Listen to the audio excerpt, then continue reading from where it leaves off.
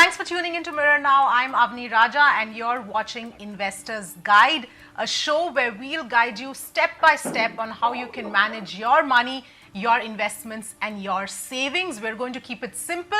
We're going to break down the concepts related to financial planning for you, which can otherwise seem a little complicated. And joining me on the show today is Feroz Aziz, Deputy MD, Anand Rathi Wealth Management. Feroz, thank you so much for joining us on Investor's Guide. Let's really start at the very beginning. As far as financial planning is concerned, it's, a term that scares people, that people often have preconceived notions about because, it's associated with something that's complicated, something that can't be done by a lot of people. But it's not that difficult. If we can start with the question of what really is financial planning. Avni, financial planning, like you said, the basic concepts are critical. Financial planning is a method of managing money. There's two methods of doing it in an ad hoc fashion or in a formatted, organized fashion. The process of managing money in a very organized fashion is called financial planning. It helps you to increase the chance of meeting your goals and dreams dramatically. And it also helps you plan for the exigencies and the surprises which life has, which will unfold as you progress in it. So that's the process of financial planning, I think. Yes, and if we just delve a little more into that entire process, because it begins at a very micro level, something as simple as what a lot of people already do, which is begin the month planning their budget, planning their income and expenses for that particular month. So that is something that does come naturally to most people and that a lot of people already do. It really begins from there and then you start the rest of the process. Absolutely, Avni. Money management is about cash flows. You have incomes, you have expenses. Budgeting for them is one of the key elements of creating a plan. And that, like you said, quite a few of us end up doing.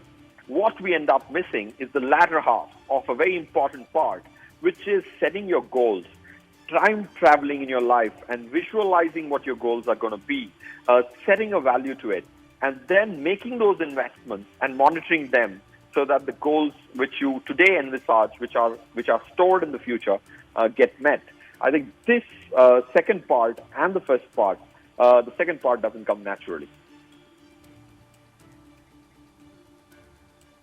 Yes, absolutely. So I want to talk about financial goals as well in just a little bit. But before we get to that, Feroz, let's just go through the steps of financial planning, because again, this is where, often people get confused or stumble upon or miss out a couple of steps. There's a certain method to doing this, and it's really not that difficult if you follow the steps in a methodical manner. Yes, any problem broken down into steps and smaller constituents of the problem makes it that much simpler to solve. So, Avneet, I think that's a very, very important point you said. Breaking it down into steps just makes it easy for most beginners. So the first one is to manage risks. See, life is going to have surprises, and life is not going to be a straight road, linearly upwards or downwards. So managing risks is the first important step of financial planning. Managing risk, by which I mean risk to my life being cut short and my dependents having a financial implication to my life. So first is manage your risk, get your health covered, get your life covered. That's the first important step of me.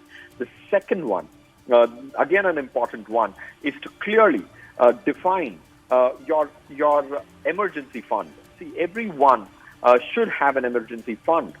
For example, if you have a job loss, you need to at least have a 6-month salary left liquid for you to utilize during those moments of surprise.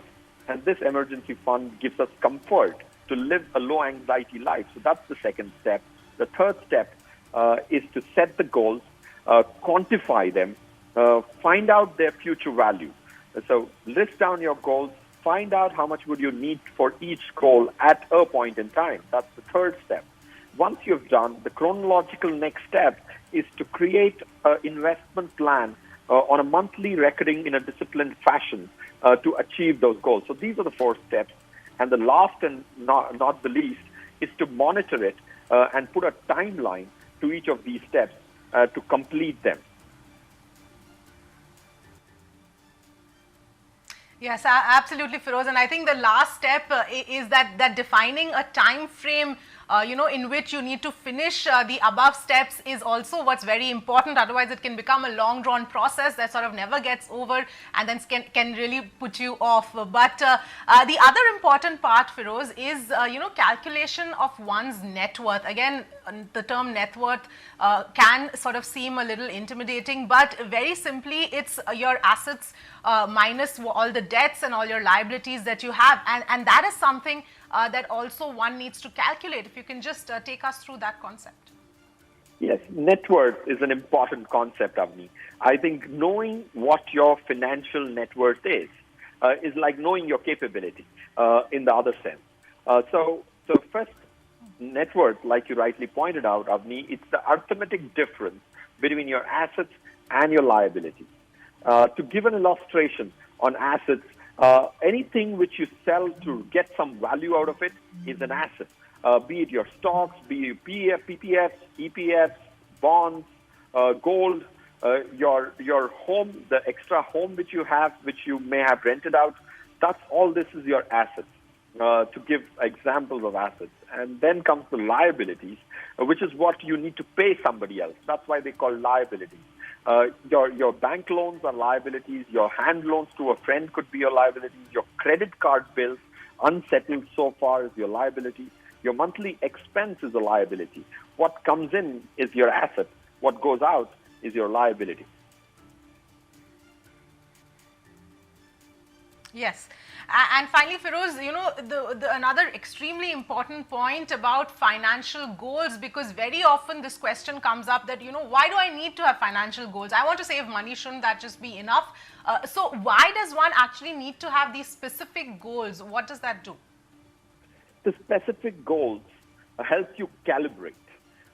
Saving is a good practice, but saving to the extent that the goal is met will require planning and calibration and a course correction.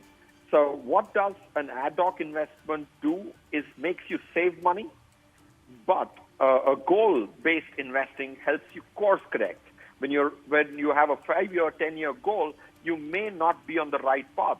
If you have a clearly defined goal, after 2 years, you will be able to correct yourself. You may be able to increase your savings.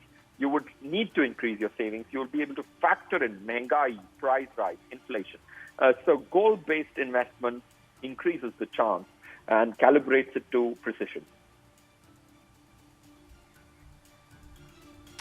All right, Feroz, that's all the time we have on this episode. Thank you so much for breaking that down for us. But we'll be back with another episode. And on the next episode, we'll talk specifically about emergency funds. How do you begin? How much should you have?